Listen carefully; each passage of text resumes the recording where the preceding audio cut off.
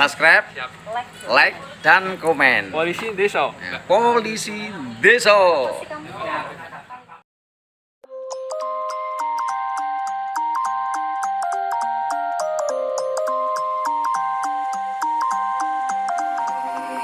You used to stop this world from spinning.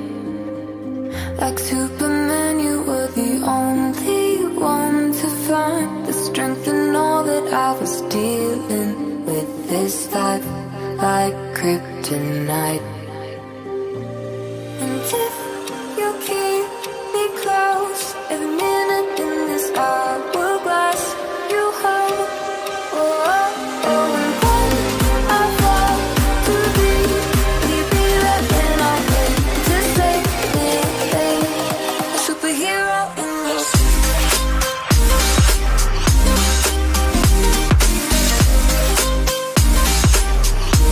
a superhero in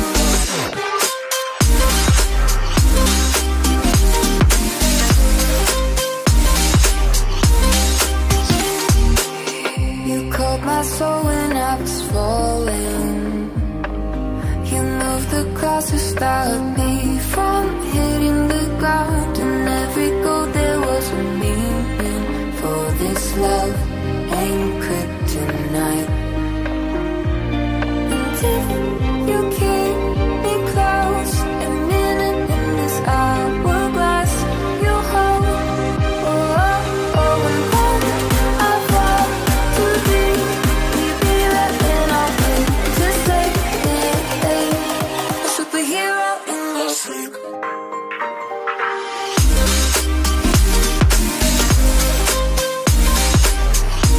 A superhero in your sleep.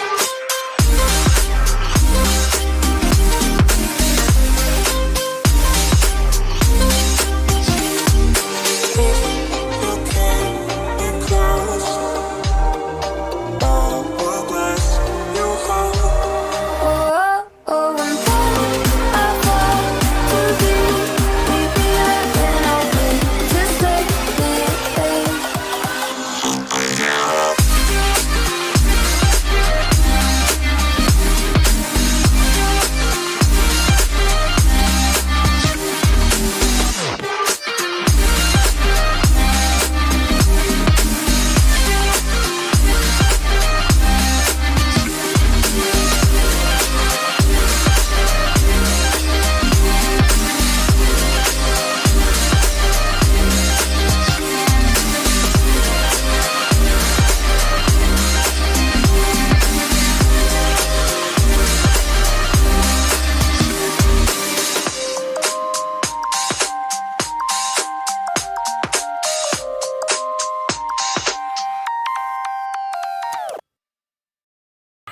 Halo, selamat malam. Jangan lupa ya, like, komen, subscribe, subscribe atau apalah itu. Polisi Desa.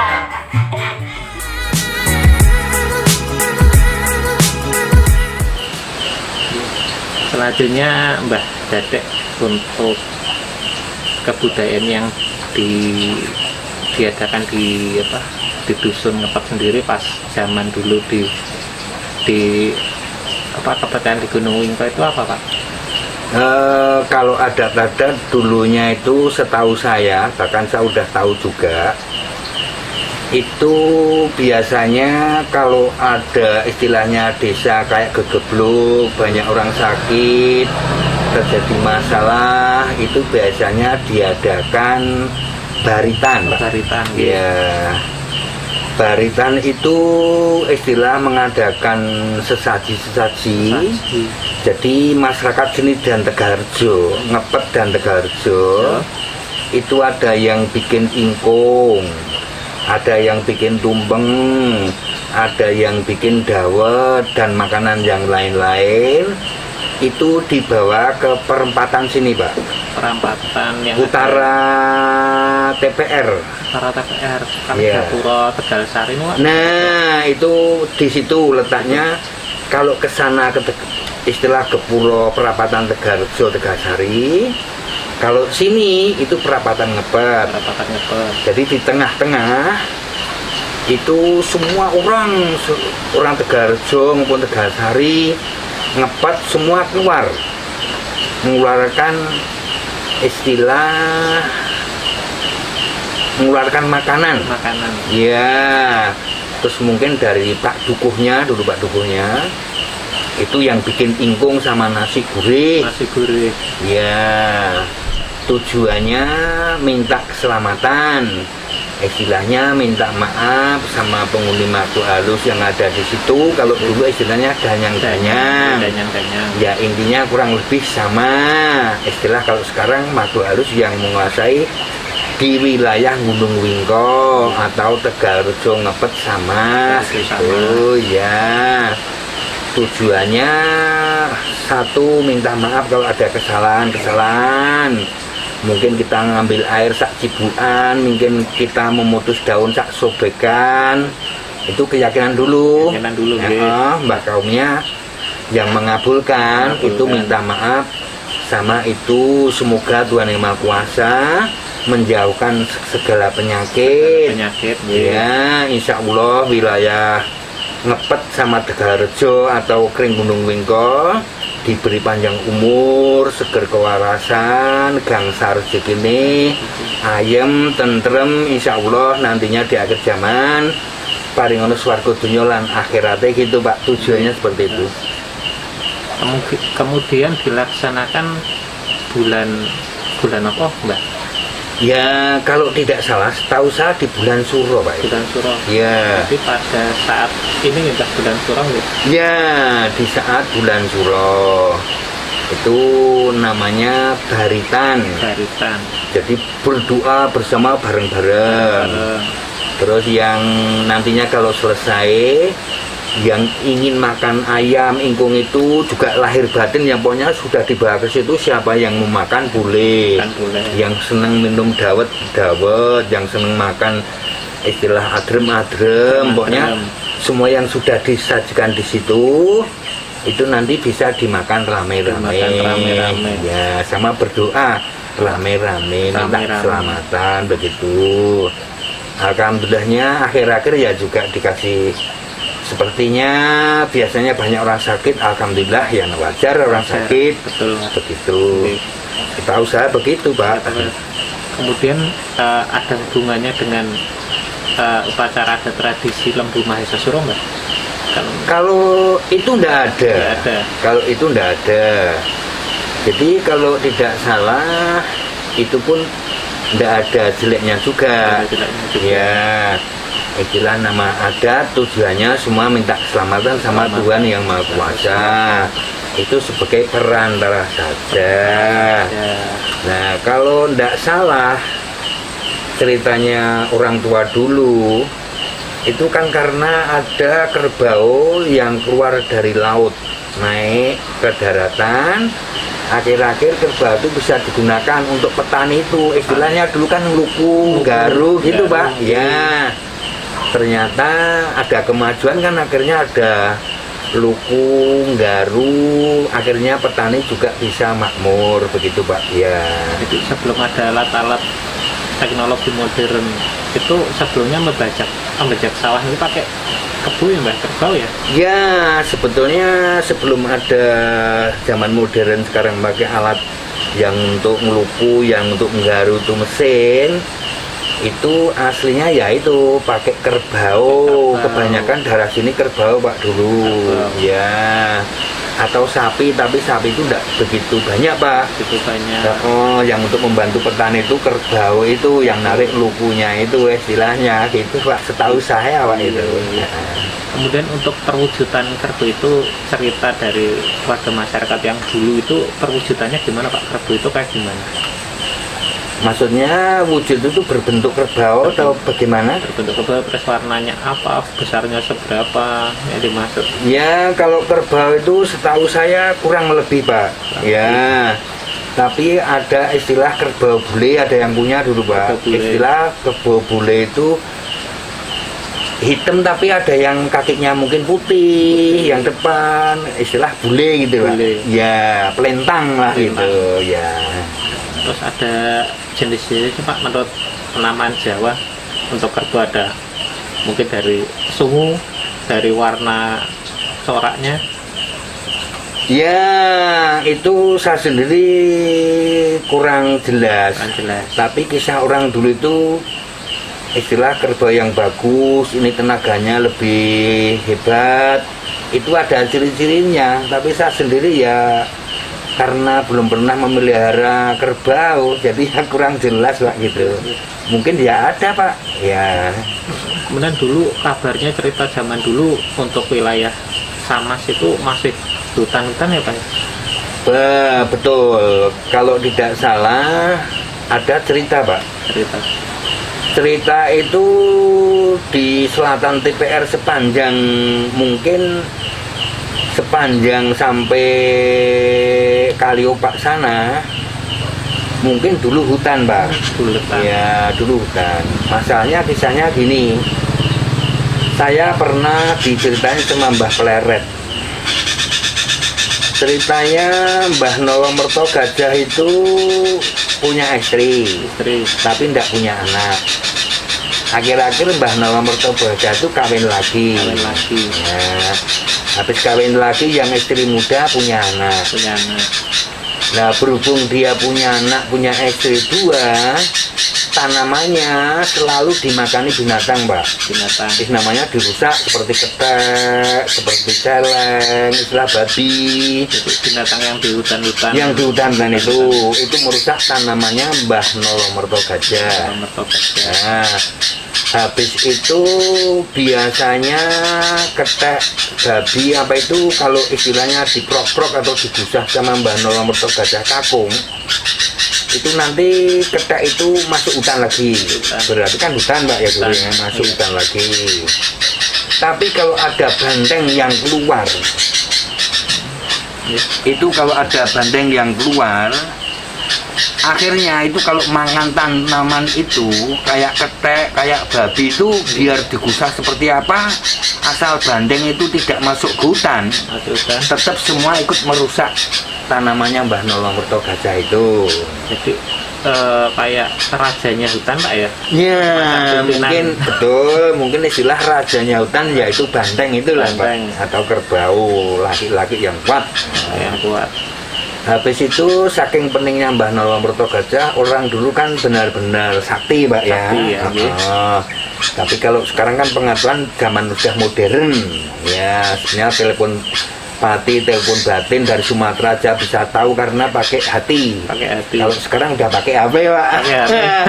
Jadi kan orang dulu juga pinter Pak ya. Habis itu Mbah Nolomerto Gajah berhubung tanamannya itu dimakan binatang, jadi pening memberi umpan sama istri dan anaknya. Mbah Nolomerto Gajah bertapa dari Kaliopak Pak. Kaliopak itu kan pusatnya Gunung Merapi sana. Tapi masalah meluncurnya Mbah Nolomerto Gajah itu di mana saya kurang jelas, pokoknya di Kaliopak kisahnya kurang lebih sampai muara sini Pak. Itu muara itu kalau nasionalnya, kalau orang Jawa bilang suangan.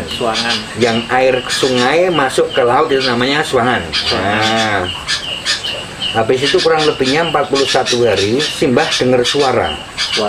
Nolomerto Gajah, kenapa kamu kok selalu bertapa? Apa ndak punya anak? Apa ndak punya istri lagi? Ternyata kan sudah punya istri lagi dan punya anak lagi. Mbah Nolomerto Gajah jawab, ya Gusti, bener. Tapi kesalahan saya apa? Tanaman saya kok selalu dimakan oleh binatang. Yang ngasih umpan istri saya dan anak saya dari mana? Nolomerto Gajah, jangan takut. Coba tengok belakang itu ada apa? Mbah Nolomerto Gajah menengok belakang perahu itu, getek itu ada pecut. Pecutnya besar atau semacam? Saya sendiri kurang jelas Pak. Iya, ada pecut. Pecut itu yang biasa untuk menggembala kerbau, cetek gitu loh Pak ya. Nah, dikasih, ternyata ada pecut. Pecut ini ada dengar suara lagi. Pecut ini kalau kamu ke ladang, pecut ini dibawa. Nanti kalau ada satu kewan yang merusak tanaman atau ada binatang yang keluar, pecut ini dibunyikan. Akhir-akhir Simbah kalau ke sawah, ke ladang, itu bawa pecut itu. Nah ini babi, ada ketek, ada banteng, itu kalau betul dibunyikan ceter, akhirnya semua takut masuk ke dalam hutan, kan berarti hutan. Nah, akhirnya ternyata Mbah Nolo Mertogajah itu beberapa tahun berhasil nanamnya padi bagus, mungkin nanam singkong juga bagus, bisa untuk ngasih umpan istri dan anak. Nah, Mbah Nolo Mertogajah itu kan istrinya 2, yang pertama ditempatkan di kerandangan. Ya, kerandangan. Yang istri yang punya anak ditempatkan di Gegunung.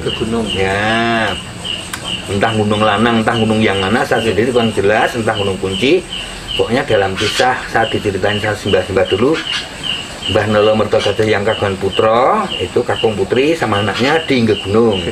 Ya, singkatannya aja, kemarau panjang, ada hujan, akhirnya banjir. Mbah Nolo Mertogajah kakung keluar dari rumah, melihat arah rumahnya istrinya yang tidak punya anak di kerandangan itu. Ya, kerandangan itu arahnya di Wetan Gegunung. Nah, itu. Habis itu ternyata Mbah Nolo Mertogajah itu keli. Sak omah dulu kan tidak pakai batu, pakai kayu. Istilah kayak bikin kandang kerbau, kisahnya kan gitu. Sampai padinya sama rumahnya terhanyut, tapi tidak terguling, tetap berdiri seperti biasa. Dalam kisah Mbah Nolo Mertogajah putri itu masih nyambing ngante. Ngante itu entah bikin benang, entah bikin kain, kurang jelas. Pokoknya ceritanya nyambing ngante. Nah, habis itu masuk ke Suwangan ini sampai laut, masuk laut di ombak yang pertama dari selatan kan ada ombak ini, mungkin kalau dulu 7 ombak yang pertama ini kegulung ombak. Rumahnya sama Mbah Nolo Mertogajahnya sama padinya kegulung ombak, hilang semua Mbah. Nah, hilang semua, tidak kelihatan. Akhirnya Mbah Nolo Mertogajah kakung bertapa lagi dari Kaliopak sampai Muara sini, kurang lebihnya juga 41 hari, kurang lebihnya saya kurang jelas, gitu ceritanya. Mbah Nolo Mertogajah kakung ditanya lagi dengar suara, "Hei Nolo Mertogajah, kamu kenapa sampai bertapa lagi?" "Ya Gusti, kesalahan saya apa, kesalahan istri saya apa, istri saya kok hilang hanyut," bilang begitu. Ya biar bagaimanapun itu namanya istri saya. "Hei Nolo Mertogajah, kamu jangan susah, jangan sedih, tidak apa-apa. Istrimu itu jadi adikku yang kinasih, tukang penebah. Berarti kan lebih enak di sana kan? Abdi, tapi yang kinasih berarti yang tersayang. Tukang penebah itu mungkin kalau mau tidur, yang bersih-bersih tempat tidurnya mungkin, kurang lebihnya dalam cerita tukang penebah, gitu aja. Terus dengar suara lagi, "Kamu jangan susah, jangan sedih. Mbak istrimu itu jadi tukang penebah. Besok kalau kamu ada masalah apa saja, bisa minta tolong sama saya, tak tolong. Nanti biar dibantu sama istrimu yang bernama Nolo Mertogajah. Kamu dan anak cucu kamu dan siapa saja suruh nemui di pipi muara." Itu ceritanya begitu, Pak. Ini tentang babat, berarti babat samas, boleh dikatakan babat samas ya. Itu kalau tidak salah menurut kisah Mbah Nolo Mertogajah itu. Lah saya yakin bahwa di situ dulu hutan, karena dari dulu itu mungkin bikin semuran untuk nyiram tanaman berambang, itu dapat tunggak kayu, Pak. Tunggak kayu. Iya. Tunggak kayu pohon. Istilahnya tunggaknya itu, tunggulnya itu dipotong gini loh, Pak. Dipotong. Iya, gergaji papak itu, Pak. Papak sejajar ini, Mbak. Iya, sejajar. Berarti tanah itu bukan soyo merendah, tapi meninggi. Karena sampai bisa menutup kayu itu, Pak, yang dalam. Udah kira-kira berapa meter, Mbak? Ya kurang lebihnya ada 1 meteran. 1 meter. Mungkin ada yang 1 meter lebih. Lah dengar sekarang pun masih ada tunggul di ini dekat sungai sini. di tepi sungai ada tunggulnya di situ Pak. Sampai sekarang masih informasinya, saya sendiri kurang jelas. Sama Kretek Senggol itu Nah, utaranya lagi, kan ada yang jembatan istilah dulu bilang talang. Talang. TPR di situ ada tetek kalen, kali kecil itu yang menjurus ke barat, ya yang menuju mengairi ke sawah-sawah ke barat itu bawahnya kan ada sungai Pak. Sungai. Di situ bagian wetan kalau tidak salah itu ada kayunya. Sampai saat ini ada, Pak? Sampai saat ini mungkin masih Pak. Mungkin kalau penonton mau ke sana, Ya, mungkin mau ke sana biar toh barang itu nggak kelihatan. Mungkin bisa kita raba-raba. Nggak pasti ya Pak ya. Nggak pasti. Mungkin masih. Nah ya, saya kalau bilang pasti soalnya belum pernah nyoba lagi. Aku dulu kan sering mandi gitu Pak di situ. Wah ini ada tunggul. Semua banyak orang tahu Pak. Bahkan besar sekali Pak. Satu drum itu mungkin. Satu drum itu Besarnya Pak. diameternya udah Ya, kurang Mbak. Untuk ukuran pohon di pinggir pantai termasuk besar selain pohon kelapa. Ya, kalau di pinggir pantainya seperti itu Pak. Itu. Ya. Kalau di daerah Gunung Kidul sendiri untuk pohon-pohon kayak semacam jati yang besar-besar itu banyak apa mungkin dulu kondisinya kayak Gunung Kidul apa gimana Mbak? Aku sendiri kurang jelas Pak. Lucunya di situ kan mbak. Mbak. Mbak itu ada sebagian kalau kita nginjek di situ itu bisa kita tenggelam Pak. Seperti tanah gambut. Istilah mbak orang Jawa bilang mbak. Mbak. Untuk bahasa nasionalnya mungkin tanah gambut. Tanah gambut. Ya. Lembak itu. Itu orang sini bilang mbak. Nah, itu tanah gambut Pak. Ya. Jadi belum tanah gambut belum bisa ditanamin. Ya bisa, tapi kalau nanam itu pakai akal Pak. Ya, Pakai akal. pakai akal. Bagaimana akalnya bisa ketanam? Ya, sekarang tanah gambutnya udah berkurang Pak. Sudah berkurang. Ya. Gitu. Kemarin sempat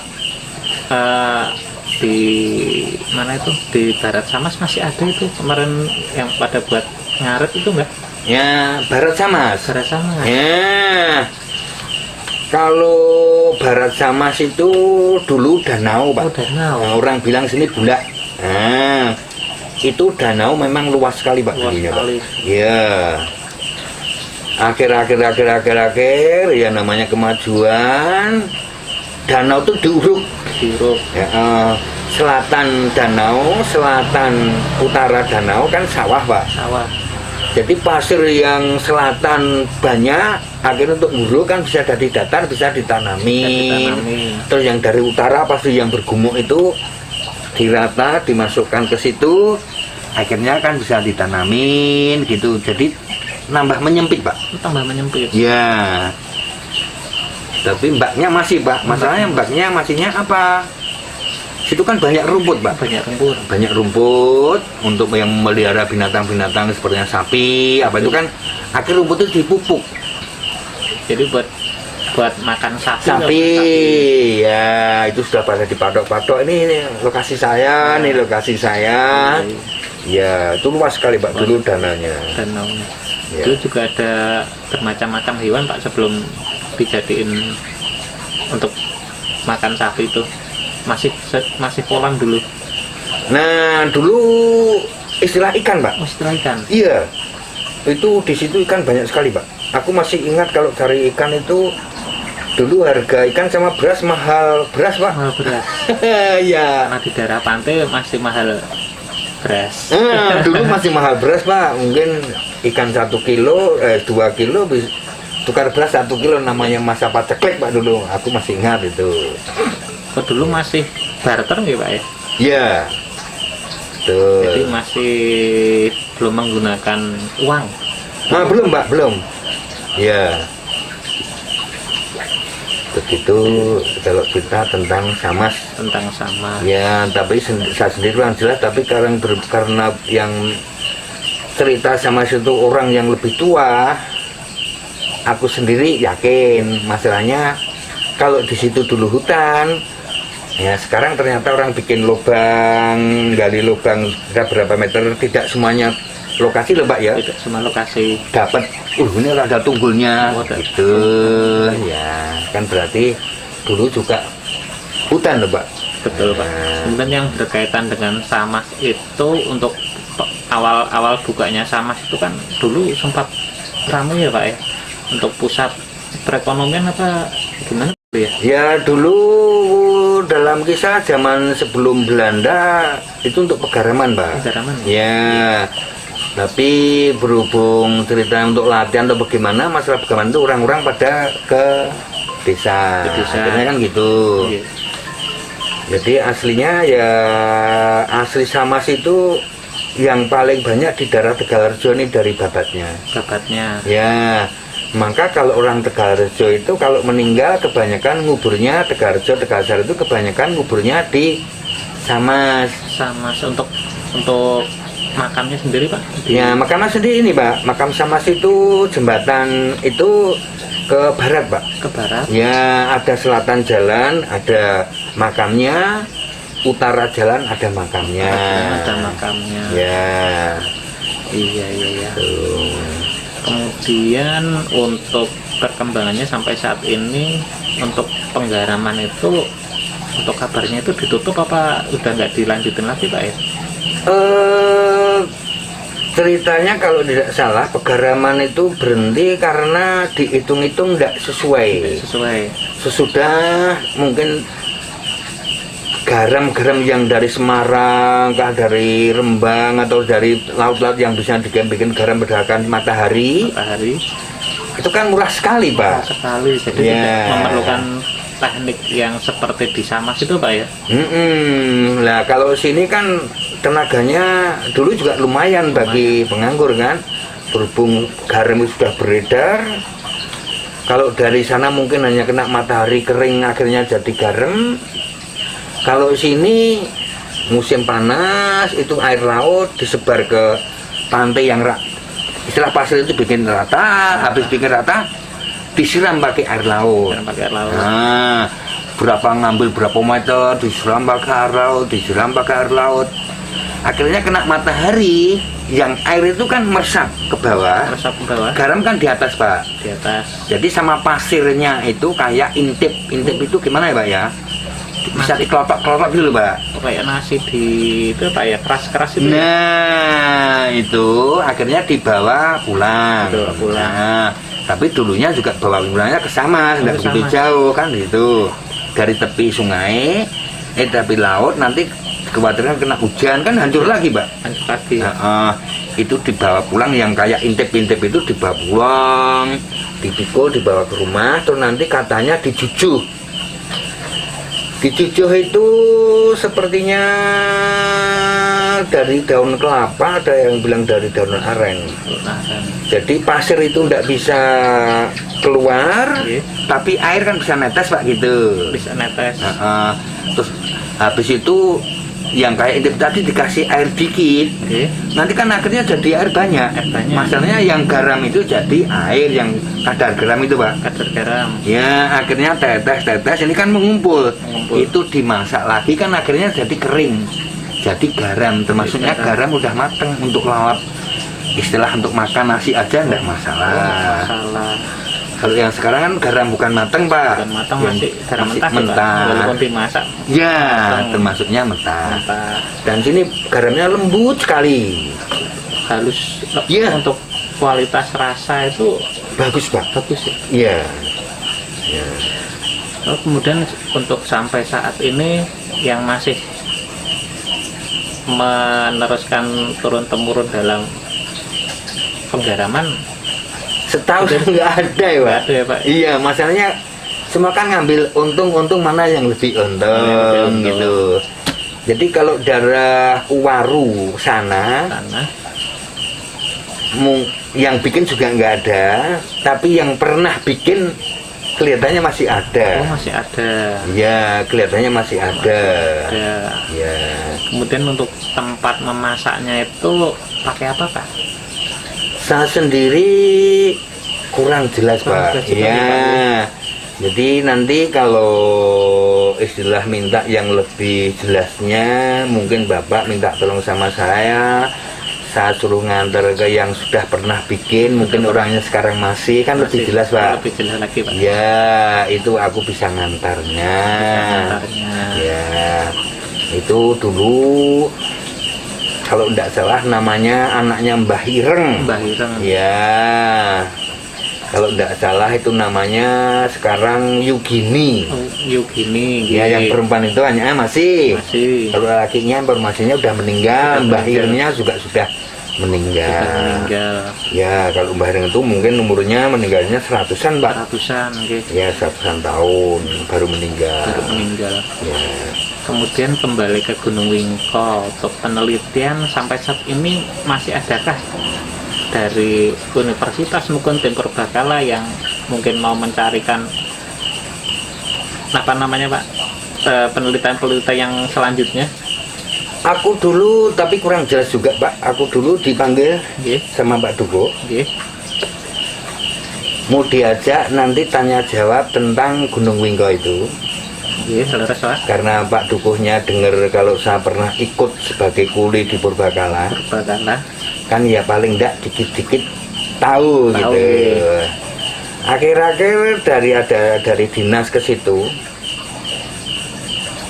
Pak Dukuh juga dibiarkan saja tidak ditanya apa-apa. Saya juga tidak ditanya apa-apa. Padahal saya juga sudah membuang waktu, tapi tidak apa-apa. Gitu makanya itu. Gitu, jadi itu kalau dapat datanya dari mana saya sendiri juga nggak tahu Pak. Ya kalau dapat datanya dari mana saya nggak tahu, bener dan salahnya juga nggak tahu. Wong saya sendiri gimana ya, kalau tentang setahu saya aja seperti itu yang sudah tak katakan sama bapak itu. Iya, kalau ada kesalahan ya minta maaf Pak, hanya setahu saya gitu. Kemudian pas dikumpulkan itu semacam rapat atau pertemuan atau nanti membahas apa Pak yang tentang Gunung Wingko itu? Yang mana yang belakangan ini saya waktu dipanggil Pak Duko? Iya, Pak Duko. Aku enggak tahu sama sekali. Kelihatannya orang itu semebar. Semebar itu maksudnya aku hanya melihat di depannya Mas Mono. Mas Mono. Ya, Mas Mono itu yang punya rumah pendopo utara makam itu Pak. Nah, saya berhubung tidak ada pertanyaan juga tidak mau Pak. Ya kalau ditanya jawab, mungkin ada kesalahan, mungkin ada kebenaran, itu kan wajar Pak. Wajar, betul Pak. Tapi kalau tidak ditanya saya diem. Gitu. Ya. Kemudian karena di pandemi ini masih adakah Pak yang sering mau lihat situs Gunung Wingko dari masyarakat apa dari wisatawan itu? Sesudah pandemi itu saya sendiri setahu saya belum ada Pak. Belum ada. Padahal saya kan juga termasuk sering di lokasi situ Pak. Wong dulu tak tanemin pohon itu sengon. Ya. Jadi untuk kondisi geografisnya di Gunung Wingko itu tinggi Pak, ya lebih tinggi. Iya Pak, dulunya tanah itu yang rumahnya yang jualan bebek, ikan bebek itu tingginya sama Pak. Sama dengan yang sebelahnya itu. Di selatannya itu Pak ya? Yang tempatnya yang diserahin sama saya itu, punya cucu saya itu sama Pak. Itu sepanjang itu sampai sana juga tinggi Pak. Karena dibikin rumah kan pada dirata, dipendekkan. Ya. Kemudian dalam pembuatan rumah itu apakah ada dari yang membuat rumah itu menemukan semacam cuilan atau penemuan apa gitu Pak? Saya sendiri kurang jelas Pak. Kurang jelas. Tapi sampai darah suku santen atau Galasari, tapi kurang jelas ya Pak. Katanya ada yang menemukan benda-benda kuno gitu Pak. Tapi karena itu bukan hak saya dan saya sendiri hanya dengar gitu, ya kita nanya enggak sampai mendetail Pak. Entah bener dan salahnya nggak tahu, hanya dengar oh berarti gini. Informasinya ada bikin sumur, dapat di bawah itu ukuran berapa meter, mungkin 10 meter dapat tengkorak. Nah gitu kan berarti tanah itu hanya untuk pemikiran saya sendiri Pak ya. Nambah tinggi Pak. Tambah tinggi. Jadi mungkin tiap abad nambah berapa? Ya begitu Pak. Kan tidak mungkin ngubur 10 meter itu kan tidak mungkin Pak. Tidak mungkin Pak. Ya. Terlalu dalam. Terlalu dalam. Ya. Iya. Itu metode informasi yang saya terima. Kemudian dari warga sekitar itu mungkin dari pengetahuan Gunung Wingko itu seberapa tahu Pak dari warga sekitar Gunung Wingko? Oh itu Gunung Wingko, atau dari warga sekitar mungkin sebagian untuk generasi mudanya kebanyakan tidak tahu Pak, ada yang masih apa ya namanya, dilestarikan dari turun temurun. Ya sebetulnya saya sendiri kurang jelas Pak, karena dulu pusat Wingko yang saya tunjukkan sama Bapak dulu Ya, nggih. di antara Wetan Dalan sama Kulon Makam, Makam. ya itu termasuk kok bisa jadi kring 4 perdukuhan itu kring Gunung Wingko. Gunung Wingko. Ya, di antara yang namanya kring Gunung Wingko itu Ngepet, Tegalrejo, Sugisanden sama Cetan. Ya, mungkin Dukuh 17, 18, 19 sampai 20 itu kring Gunung Wingko. Kring Gunung Wingko. Ya, nggak tahu kok dinamakan itu, padahal pusatnya Wingko yang saya tunjukkan sama Bapak itu. Mungkin ya di sana ada, tapi tidak seberapa. Kalau dulu ngumpul Pak. Ngumpul banyak Sekali. Mungkin mau cari satu tenggok aja ada. Kan karena tidak ada intinya, dianggapnya tidak berarti ya. Mungkin diambil tanahnya untuk uruk, akhirnya gitu. Mungkin sama wingko-wingkonya jadi batu uruk itu Pak? Iya. Kalau zaman purbakala itu waktu saya ikut tuh ngambilnya mungkin gali 1 meter itu bisa setengah bulan Pak. Soalnya kan nanti wingko yang berapa senti dikir-ukir pakai sepertinya cetok sama kuas itu disendirikan. Nanti yang berapa senti lagi yang ada wingkonya itu disendirikan, bahkan jangan sampai putus sedikit-sedikit gitu Pak, setahu saya Pak waktu ikut itu. Jadi sebisa mungkin bisa mempertahankan keorisinalan dari barang sejarah itu sendiri ya Pak ya? Ya mungkin Pak, ya kadang-kadang wingkonya itu lucu, kebanyakan ya tebel-tebel, satu, kedua kalinya kayak ada gambar daun apa gitu ya Pak. Semacam hiasan ya Pak ya? Ya semacam hiasan ya. Juga. Betul. Kemudian untuk penemuan di Gunung Wingko itu sendiri yang paling besar itu apa Pak? Maksudnya penemuan benda-benda kuno atau gimana? Yang paling menarik, paling unik ditemukan di Gunung Wingko. Setahu saya waktu aku ikut purbakala itu ya hanya satu itu Pak, di antara Bokor sama Tengkorak. Nah, Tengkorak itu istilahnya kepala ada di timur Pak. Ya seolah-olah tulang kaki sama tanganku menyatu. Ya itu hanya setahu saya. Di sebelahnya ada ya saya katakan dulu Pak, ada Bokornya, istilah kendi bisa, Bokor bisa di sebelah kanannya. Bahkan simbah-simbah dulu pun saya tanya dulu makam apa nggak ingat. Nah, berarti kan mungkin udah lama sekali. Karena saking lamanya jadi udah antik, masih mungkin udah beda zaman Pak ya, lintas masa. Ya begitu Pak. Lintas masa. Ya. Jadi sampai nggak diketahui itu dari zaman apa juga Pak ya? Ya, mungkin kalau bukan purwakala dengan alat mungkin kurang lebihnya bisa diketahui ini sudah berapa abad atau berapa ratus tahun kan begitu Pak. Ya. Itu dibawa dulu di Prambanan, bawa ke Prambanan apa salah? Kemudian yang dibawa ke Prambanan itu selain itu ada apa aja Pak? Mungkin dari kereweng-kerewengnya, dari wingkonya itu berapa banyak yang dibawa ke museum?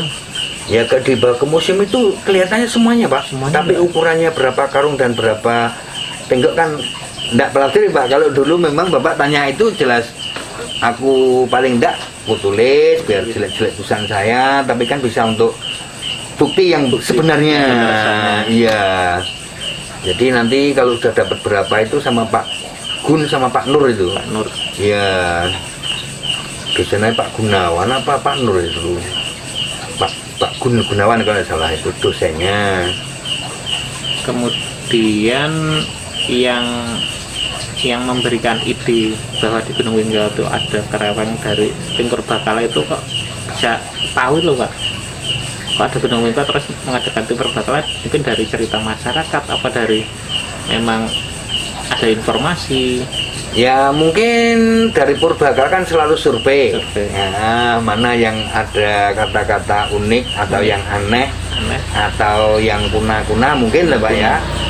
Terus mungkin survei di lokasi, di situ ada wingko-wingkonya banyak, mungkin terus tanya sekitar situ. Nah yang ditanyain mungkin kebetulan lokasinya itu juga lokasi orang tua itu. Orang tua yang ditanya itu Mbak Yudirjo namanya. Dulu suaminya tarik karena tersangkut G30S. G30S PKI ini PKI Pak? Ya. Kok dulu kok bisa G30S PKI merambah di daerah selatan karena apa ya Pak dulu? Saya sendiri kalau itu kurang jelas Pak. Ya. Tapi dari pihak itu masih keluarga saya. Tapi alhamdulillah keluarga saya yang istilah seperti bapak saya, kakak saya, alhamdulillah tidak Pak. Itu juga masih saudara itu. Dulu cari ya. Ya. Kemudian sampai saat ini untuk Gunung Wingko itu ada yang itu belum ya Pak? Tadi ada yang mensurvei lagi belum? Setahu saya belum ya Pak. Saya belum gitu. Iya baru Bapak ini saya tunjukkan, boleh dikatakan Bapak itu ingin tahu yang sebenarnya, mungkin saya benar dan salahnya kurang jelas, tapi sudah saya tunjukkan Pak. Itu setahu saya, seingat saya baru Bapak ini, maka saya tunjukkan, saya cerita semampu saya apa adanya berdasarkan saya menerimanya atau melihatnya seperti itu Pak. Iya. Jadi nanti biar penonton itu bisa mengerti, oh ini namanya Gunung Wingko, posisinya di sini. Ya. Juga masih banyak pertanyaan posisi letaknya Gunung Wingko yang sebenarnya di mana, terus ditemukan apa aja. Karena mungkin di media sosial, di acara-acara juga belum dikupas. Mungkin belum, ya baru kulit luarnya aja Pak. Betul. Iya, baru keluarnya. Saya sendiri mungkin kalau ada yang menemukan yang lain, aku sendiri pun nggak tahu ya, bilang nggak tahu. Yang setahu saya, waktu aku ikut kerja sebagai kuli, itu ada tengkoraknya. Istilah manusia yang sudah meninggal, kepalanya ada di bagian timur. Sebelah kanannya ada bokor atau kendi Pak, istilahnya. Gitu. Jadi mungkin untuk prosesnya itu mungkin berbeda dengan yang sekarang ya Pak. Kalau sekarang kan apa namanya, istilahnya menghadap ngalor ngidul itu. Ya istilah enggak, mujurnya ngalor. Mujur ngalor itu. Ya dengan umumnya orang Jawa. Mujurnya ngalor. Ya. Maka kadang-kadang untuk guyon-guyon ini Pak ya, daripada ngantuk. Benar. Itu orang Cina bilang, orang Jawa itu akurnya kalau udah meninggal. Semua mujur ngalor, kalau orang Cina kan enggak Pak. Gitu ya. Itu kan beda-beda itu Pak ya. Ada dan cara. Semua baik. Dulu info di Samas itu, pas pembukaan Samas itu dijadikan mungkin tempat yang ramai Pak, seperti kayak Parangtritis dulu. Samas itu kalau tidak salah yang buka ramenya Samas Pak ini, sampai untuk tempat rekreasi itu kalau tidak salah tahunnya saya lupa, Bapak Bupati Pak Tomo Pak dulu. Pak Tomo itu tahun berapa Pak dulu? Tahun berapa ya Pak ya? 70-an apa ya? 70-an. Iya, saat ini kurang istilahnya kan tidak saya ngerti kan Pak gitu. Ya itu setahu saya itu yang buka sampai jalan di aspal sini, buka Samas pertamanya Kretek Senggol Pak. Maka kretek yang besar itu pun masih ketelah Kretek Senggol. Soalnya dulu kalau ada orang lewat mau menuju ke pantai Samas itu lewat Kretek Senggol itu karena kreteknya kecil. Jadi kalau untuk pulang balik itu mesti nyenggol gitu Pak. Mesti senggolan sama yang sebelahnya. Masalahnya sempit gitu loh Pak. Pasti nyenggol, maka dinamakan kretek senggol. Dulu ramai sekali Pak ya. Ramai sekali. Kemudian kan dulu namanya Samas kan Samudra Mas ya Pak, ada ceritanya Pak itu? Sebetulnya gimana ya, itu mungkin ada orang pengendo-endo mungkin ada ceritanya. Nah, cerita Samas itu karena nek wong Jawa itu kan biasanya garwa dosok. Ya, Samas boleh dikatakan samudra mas. Ya, istilah samudra tapi situ banyak rezekinya, kayak banyak masnya mungkin. Nah, nanti suatu saat siapa tahu di situ ada pelabuhan otomatis kan gitu. Jadi kelihatannya samudra tapi banyak rezekinya kan gitu. Mungkin Pak itu. Kemudian apakah Samas besok kedepannya bisa segemilang dulu Pak? Saya pikir gimana ya Pak ya? Saya pikir bisa juga, tapi tinggal kitanya tuh Pak. Satu, masyarakatnya harus dikelola, dididik yang baik-baik. Nah, otomatis nanti kalau di situ daerah Samas itu ada kemajuan, mungkin dari pemerintah juga ingin membantu supaya maju. Zaman sekarang kan harus punya pondasi dulu Pak. Betul, Pak. Siapa saja, pemerintah pun kalau sudah ada pondasi, mau kepengen bikin rumah, berarti orang itu punya niat benar, ternyata berani bikin pondasi. Baru nanti yang bikin atahnya kan otomatis dapat bantuan-bantuan itu Pak. Iya Pak. Ya. Jadi istilahnya golek jeneng dulu ya Pak. Ya. Baru jeneng mengikuti. Betul, ya.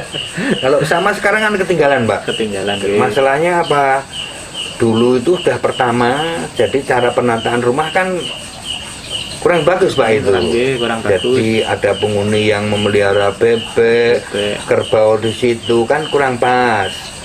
Akhirnya di daerah mungkin Kuaru, Cemara kan di situ khusus. Ya, tempat rekreasi pun bener-bener dibersihkan, cara penataan udah lain, udah maju. Jadi akhirnya kan sama ketinggalan Pak. Iya. Jadi memang dibuat semacam embrio itu tuh Pak, embrio dari warga masyarakat itu sendiri. Nah, seperti itu. Jadi gimana ya? Sekarang yang tinggal di situ kalau tidak ingin berani korban ya tidak mungkin maju, semua kan ada korban dulu, baru mungkin nantinya kebahagiaannya kan gitu Pak. Sekarang korban aja belum tentu, apalagi tidak mau korban kan gitu. Betul. Kemudian antara Samas dan Gunung Wingko itu apakah ada hubungannya Pak dari warga masyarakat, mungkin dari budaya? Setahu saya nggak ada hubungannya Pak di antara Samas sama Gunung Wingko. Itu nggak ada hubungannya. Kok Samas bagaimana, Gunung Wingko bagaimana, saya kurang tahu Pak. Kalau Samas akhir-akhirnya kan pindahnya ke Gunung Wingko. Ke Gunung Wingko. Iya, sesudah Pegaraman kan akhirnya pindahnya ke Gunung Wingko. Kalau nggak salah dulu orang kaburnya ke desa kan sama zaman Belanda, saya kurang jelas Pak ya, ada cerita ya. Itu mau bikin pegaraman orang Belanda. Pegaraman. Iya, secara pegaraman mentah itu dari naikkan air yang dari laut masih mentah itu nanti kena matahari atau pakai alat apa bisa jadi mentah, jadi garam kan gitu Pak. Akhirnya kalau yang manual kan ketinggalan, rugi lah Pak. Nah itu prosesnya lebih rumit ya Pak ya? Lebih rumit, ya, tapi kualitas bagus lebih memang. bagus. Ya. Begitu. Iya. Kemudian Samas itu dulu maju-majunya zaman Belanda atau Jepang atau pemerintah sekarang Pak?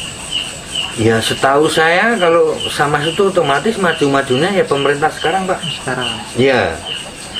Kalau zaman Jepang dalam cerita, zaman Belanda, zaman cerita ya tidak maju. Tidak maju. Iya. Tapi seolah mau maju juga Pak, bikin pegaraman itu. Pegaraman. Karena ya itu. Ya mau dikuasai pemerintah juga kan, pemerintah Belanda kalau sini masih dikuasai Belanda. Jadi orang kita juga akhirnya hancur Pak, namanya kita dijajah. Dijajah. Iya, ingin dikuasai sama orang Belanda. Gitu. Kemudian di Gunung Wingko itu sendiri untuk luasnya berapa kilo Pak? Kalau masalah Gunung Wingko itu luasnya berapa kilo, saya sendiri kurang jelas Pak. Soalnya kan itu yang tahu kan orang pemerintahan Pak. Maaf Pak ya. Jadi mungkin semacam kering 4 itu ya kering Ya Wingko itu, Pak, kuncinya kering Gunung Wingko itu dari perdukuhan 17 sampai 20. Jadi 4 Tempat perdukuhan itu termasuk kering Gunung Wingko. Ya. Iya. Jadi kalau kebetulan suangannya buntu atau muaranya buntu, nanti kalau buntu airnya sungai itu akhirnya membengkak, tanam-tanaman pada rusak, itu mengadakan gotong royong bedah suangan, istilah gitu Pak. Suangan. Itu satu kering Gunung Wingko kalau dulu begitu Pak. Yang nanam padi, yang punya sawah dan yang enggak, namanya kalau dulu kan kesatuan masih termasuknya malah bagus Pak cara gotong royong. Gotong royong. Yang tidak punya sawah pun ikut berangkat, yang apalagi yang punya sawah kan gitu. Itu yang bedah satu kering Gunung Wingko. Satu kering. Jadi untuk zaman dulu itu untuk semangat gotong royongnya tuh tinggi sekali Pak ya. Ya setahu saya kalau tentang gotong royong jauh Pak zaman sekarang. Tapi namanya kan zaman Pak semua ya. Nah, kita tidak bisa apa-apa. Kemudian untuk media mengumpulkan warga masyarakat itu, misalnya mau gotong royong itu apa Pak medianya? Kalau sekarang kan HP. Ya. Kalau dulu setahu saya seandainya mau gotong royong otomatis kalau sebenarnya bedah suangan. Nah, itu kan Pak Lurahnya bilang sama dukuh-dukuhnya. Ya, dulu kan Pak Dukuh itu. Pak Dukuh nanti muter lagi datang ke semua masyarakat. Wah, kalau dulu dukuh hebat Pak. Dukuh hebat. Ya, istilah dukuh itu karena ini desa itu ada ngepet kidul, petelor diadakan pembantu dukuh kan gitu. Nggak ada RT, nggak ada RW. Jadi kalau ada dawuh apa-apa ya Pak Dukuhnya ini keliling satu tiap rumah gitu Pak. Kan bagus kalau dulu loh Pak ya. Kalau warganya ada 100 mengelilingi 100 warga itu Pak. Iya, mendatangi 100 keluarga. Tidak kok situ bilang sama enggak. Enggak bilang sama mungkin Pak RT-nya. Ya, enggak. Dulu enggak. Jadi langsung ke meluncur ke rumah masing-masing. Ya. Istilah bukanya muara jam berapa? Jam 8. Biar sudah dikasih tahu jam 8, nanti tempat Pak Dukuh atau biasa yang punya kentong mana itu bunyikan kentong, entah dari kayu entah dari lesung, dung dung dung dung dung dung dung. Wah, yuk udah berangkat yuk, udah ada kentong gitu lah. Jadi sana bunyikan kentong, di mana-mana bunyikan kentong. Kentong. Ya. Kemudian kentongnya itu kayunya dari bahan apa Pak kentong? Enggak pasti Pak. Enggak pasti. Ya, kalau pilih-pilih ada yang kentongnya dulu kan ada rundo malam itu pakai kentong kotekan itu Pak, tok tek tok dung dak sama keliling Pak. Keliling. Ya kalau dipikir sekarang udah ketinggalan, otomatis yang runda di sini yang dicuri sana kan. Zamannya canggih tuh ya. Iya. Ya tapi namanya dulu ya termasuk lumayan juga. Istilahnya kalau kita menjalankan kentong, orang yang tidur kan jadi bangun Pak, karena dengar bunyi kentong itu. Jadi masuk akal Pak orang dulu itu. Jadi lebih terjaga dengan keamanannya. Iya betul. Yang penting yang jaga selamat, pencurinya juga selamat kan. Otomatis kalau ada orang menyikan kencong keliling kan otomatis pencurinya lari Pak, berarti selamat. Semua selamat ya Semua Pak ya? selamat kan. Pencuri akan mencuri babah, dulu kan masih babah tuh Pak. Betul, masih babah. Akhirnya tidak berani karena ada bunyi kentong, berarti ada orang tuh Pak. Ada orang, gitu. Nah, benar. termasuk bagus dulu itu bagi saya. Kemudian apakah sampai saat ini kentong itu masih digunakan Pak untuk wilayah Ngepet? Masih Pak, masih. Seandainya istilah perundan, biasanya kan kumpul habis sisa. Nah, terus nanti di situ mungkin baru ada orang satu. Nah, itu bunyikan deng deng deng deng. Oh, berarti sana ada orang datang. Ya, kadang-kadang di situ. Tapi bagi saya tidak masalah Pak, pada mainan pakai reme itu loh Pak. Nah, apa-apa, tapi tidak pakai uang, bagi saya tidak apa-apa, itu sebagai untuk cegah lek cara wong Jawa kan gitu Pak. Ya.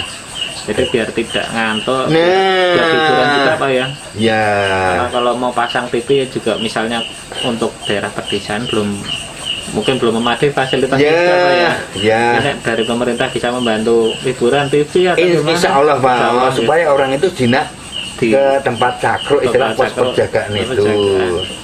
Kalau pos perjagaan itu selalu ada orang giliran atau yang senang di situ pun tidak bergilir, aturan berapa malam selalu itu pun tidak ada jeleknya. ada jeleknya. Kan kalau ada kesulitan masyarakat kan istilah nantinya tidak gerubuk-gerubuk, paling tidak kita langsung ke sana mungkin terus bisa bangunin yang lain kan gitu Pak. Bila anten kejadian seripah Ya, seripah malam atau kejahatan itu kan otomatis bubar. jadi bubar. Siap toh Pak gitu. Siap. Ya. Jadi ada yang istilahnya didatangi, dilapori itu Pak. Ya, paling tidak seperti itu Pak. Seperti Ya, itu. kadang-kadang kan sekarang zaman canggih, mungkin masyarakat yang punya istilahnya punya nomor HP keamanan atau di polsek kan Polsek. lebih kan kita kan bantu saling membantu Pak. Saling Maaf loh membantu, Pak ya. Betul, nggih, leres, Pak. Kalau ada pencuri mobil di sini mobilnya nomor ini otomatis polsek kalau dikasih tahu kan otomatis bersebar, mungkin saling memberi temen. Ayo sekarang baiknya gimana kamu jaga di sana, aku lewat sini deh. Mungkin Pak. Iya. Jadi bagi saya bagus. Betul Pak. Ya. Jadi salah satu upaya untuk membantu dalam keamanan atau dalam untuk apa namanya Pak, membantu nggih di kegiatan-kegiatan malam juga itu Pak ya. Iya, bagi saya bagus. Bagi saya bagus. Jadi Ya. untuk namanya kerawanan kejahatan itu bisa diminimalisir atau Ya, ditiadakan ya. kejahatan-kejahatan. Berarti kalau di situ di pos perjagaan itu selalu ada orangnya, orang 3, orang 4, orang 5, orang 2. Iya. Kan namanya penjahat juga berpikir juga Pak. Berpikir juga. Biasanya penjahat itu lebih lihai, ngecek dulu. Karena masih banyak orang, ada orang yang belum tidur. Mungkin ya keberanian berkurang Pak gitu. Berkurang. Akhirnya jadi desa itu aman. Iya. gitu. Jadi mungkin penjahat bisa ngecek di pos ronda dulu Pak ya. Oh ada yang jaga nggak? Ya, betul Pak. Betul. Namanya pencuri Pak. Pencuri. Itu tidak hanya satu, tidak hanya dua. Mungkin yang satu ngecek, oh orangnya ada di sana. Ya, kalau dulu kan ngeposnya diganti-ganti Pak. Ganti-ganti. Ya, ngepos ganti-ganti itu juga bagi saya bagus. Betul. Tapi bagi seperti saya orang tidak punya katanya besok gantian, besok hari ini di sana, udah yang penting tidak usah mengeluarkan apa-apa, yang penting ada air putih tidak masalah. Iya. Nah akhirnya ada yang mengeluarkan kopi, ada yang mengeluarkan pacitan, yang tidak punya juga malu akhirnya beli kan itu hanya gitu Pak. Ya, Oke, betul Pak. kalau dicakruk kan bebas Pak. Bebas. Ah.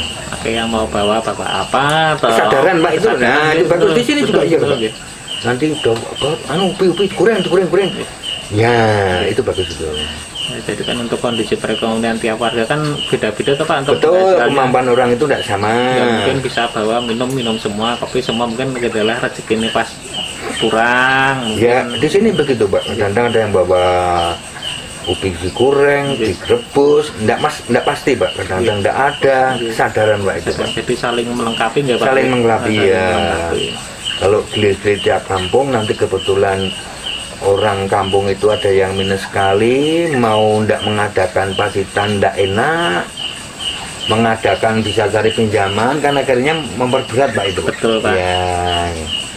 Kalau sukarela kan kalau yang mampu dan yang ikhlas kan ini ada kue, Ada kue, ya, gitu. kan gitu. Jadi untuk semangat gotong royong dalam mungkin jaga tiap malam untuk rondo itu masih tinggi sekali Pak ya untuk kesadarannya Pak ya. Betul. Iya. Betul. Sini alhamdulillah selalu ada Pak. Ya. Iya Pak. Kemudian ini Pak untuk yang terakhir sebelum berpamitan dengan penonton sekalian, Ya. untuk Gunung Wingko itu dari pemerintah setempat itu sudah diresmikan belum Pak ke cagar budaya? Setahu saya belum ya Pak. Belum ya, Pak? Belum. Jadi istilah adat Gunung Wingkonya tuh bagaimana diresmikan bagaimana dan tempat-tempat ditunjukkan ini letak Gunung Wingko itu saya belum tahu Pak. Belum tahu, Pak. Iya.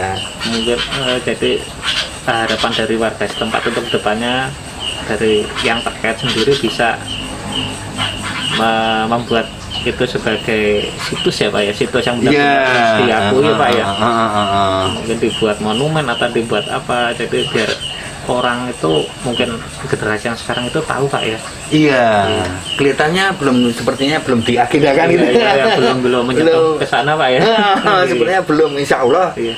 Itu lebih bagus lagi Pak kalau bisa, namanya kabudayaan Pak. Kabudayaan. Kalau kabudayaan itu kalau bisa ya jangan dihilangkan. Istilah orang Jawa kalau masuk agama Islam ya arape kudu digarap, nek wong Jawa Jawane ya digowo, jadi semua jalan. Itu kalau saya loh Pak, tapi maaf. Jadi jas merah. Ya. Jangan sekali membelokkan sejarah. Iya, jadi iya. diingat terus itu Pak ya. Ya betul. Ini mau pamitan dengan pemirsa penonton sekalian. Sementara dari saya Beba bin Katimas, host Polisi Desa dengan Mbah Dadek di Dusun Ngepet, ya. selaku narasumber di Dusun Ngepet untuk Gunung Wingko. Mohon undur diri kalau ada salah kata, mohon maaf yang sebesar-besarnya. Kami akhiri. Waalaikumsalam warahmatullahi wabarakatuh. Terima kasih. Begitu juga Pak, kalau ada kesalahan saya yang aku sengaja maupun tidak sengaja, saya hanya berhubung Bapak tanya, saya hanya mengucapkan setahu saya. Bila mana ada kekurangan dan ada kesalahan, saya minta maaf sebanyak-banyaknya. Kita akhiri salam juga. Wassalamualaikum warahmatullahi wabarakatuh. Jangan lupa klik subscribe, like dan komen atau share. Kemudian untuk Mbak Dede sendiri, untuk usahanya sekarang di Lembu Pijat Tanduk Lembu Maisa Surong ya Mbak? Iya, iya. Jangan lupa nanti kalau mau berkunjung bisa ke rumahnya Mbah Dadi untuk misalnya kalau ada keluhan-keluhan apa badan kurang enak, nanti bisa di terapi pijat tanduk Lembu Maisa Suro. Untuk nomornya ada di sini, nanti bisa dihubungi kalau mau, bisa ketemuan dengan Mbah Dade untuk ngobrol-ngobrol tentang untuk terapi pijat tanduk Lembu Maisa dan untuk seputaran pengetahuan di Gunung Wingko. Kemudian dari kami mohon diri untuk selalu melestarikan budaya Indonesia dan untuk diwariskan ke anak cucu. Dadah.